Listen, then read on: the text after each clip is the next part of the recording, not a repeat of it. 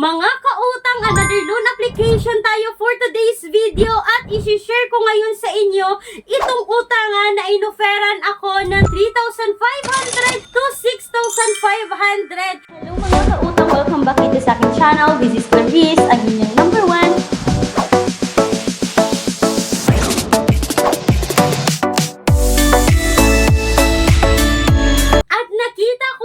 Dito sa kanilang loan details mga kautang na pwede raw bayaran yung 3,500 to 6,500 sa loob po yan ng 60 days. Yes mga kautang, sinubukan ko talagang utangan ng utangan na ito para ma-share ko sa inyo yung buong detalye bago nyo subukan dahil tumatanggap po ito ng UMID, passport, TIN ID, driver's license, SSS, postal ID, voters ID, PRC, GSIS ID, OWA ID, national ID, at PhilHealth ID, or mostly sa ID natin dito sa Pilipinas mga kautang is tinatanggap po ng utangan na ito at legit po mga kautang na 3,500 to 6,500 yung pinautang nila sa akin. Kaya yan yung pag-usapan natin for today's video.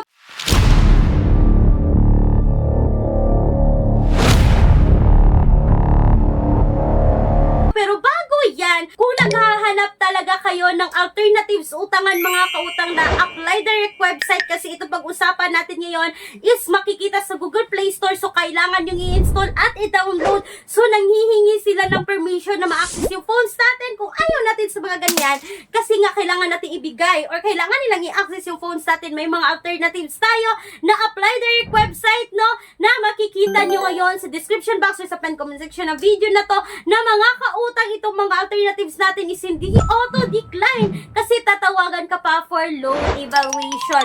So, eto na nga mga kautang, excited kung inutangan talaga for you mga kautang itong si Yescom, na itong si Yescom is under po ng Green Pocket Lending mga kautang na ang dami niyang sisters company, like sabi dito sa SEC registration is Green Pocket Lending doing business under the names and style of Two-Part Lending, Smart Rich Lending, G-Shine Lending, Yescom Lending, Fly Cash Lending, Pickle Loan Lending, Good Pay Lending, Star X Lending, and T-Star Lending.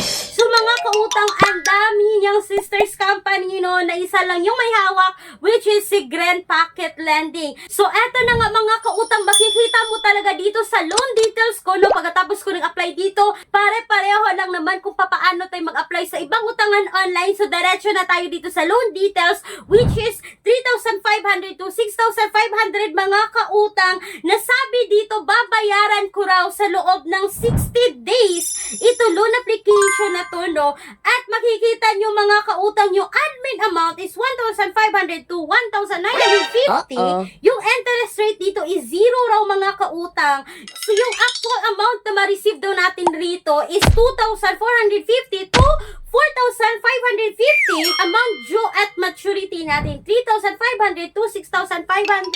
So mga kautang, wala talagang exact na offer yung binigay sa akin dito, which is lang siya, yung possible na makuha mo dito 3,500 to 6,500. So mga kautang, ginab at gino ko talaga yung pag-utang dito para makita ko talaga kung magkano nga ba talaga yung ipapautang nila sa akin, which is ranging from 3,500 to 6,500.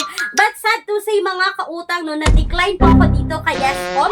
So mga kautang, sa ngayon, magbibigay ako ng recent update sa inyo na given noong May 8, 2025 mga kautang, na sabi ng isang commenter is highly disappointing. The management fee are extremely high. You end up receiving barely half of the loan amount and you're only given 7 days to repay it. So mga kautang, sabi ng isang commenter dito, hindi legit na 60 days ang loan application na to dahil 7 days lang raw mga kautang. Sabi pa niya rito mga kautang na napaka-rude at napaka-unprofessional po ng mga agent dito, which is naharas siya no, sending aggressive and unnecessary messages on due date. So, nanghaharas pala itong si Yescom. At hindi lang yan mga kautang. Sabi pa ng isang commenter noong May 1, 2025, yung kaibigan niya raw mga kautang is merong bad experience dito sa loan application na to, which is, sabi dito makakita na 130 days daw, but in reality mga kautang, 90% of the amount you borrow must be paid back sa loob lamang ng 7 days mga kautang, no? Sobrang demanding daw ng loan application na to kasi mga kautang naharas talaga yung friend niya dito at tinatawagan lahat ng contact list niya dito. So mga kautang, given ito noong May 11, 2025, no, sabi rin ng isang commenter, baliw ang interest rate na loan application na to, no? Na-approve siya ng 6,500, yung na-receive niya is 4,450 mga kautang, at 1 week lang din daw kailangan niya nang ibalik yung pera dito. Kaya mga kautang, huwag kayong magpapaniwala sa loan details na makikita nyo sa application dito.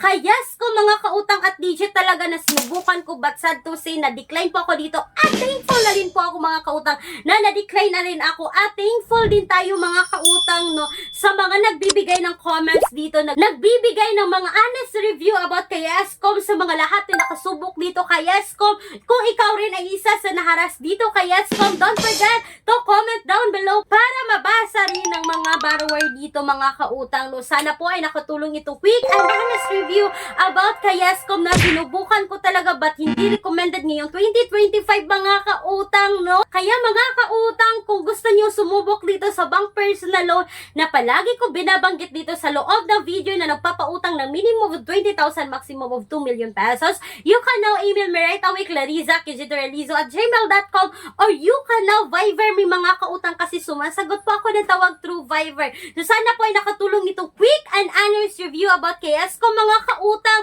na naka-SEC registered but hindi submitting and hindi po accessing entities sa CIC. Once again, this is Clariza, ang inyong number 1 pala utang dahil utang is life. Bye bye bye mga kautang!